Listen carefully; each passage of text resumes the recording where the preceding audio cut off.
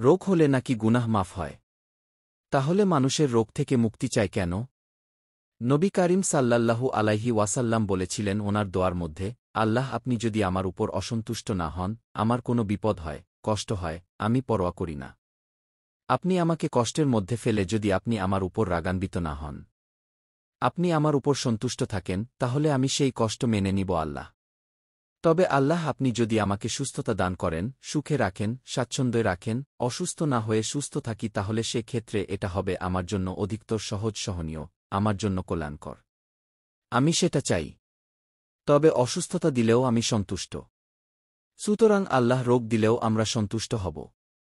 কারণ এর মাধ্যমে আল্লাহ গুনাহ মাফ করেন।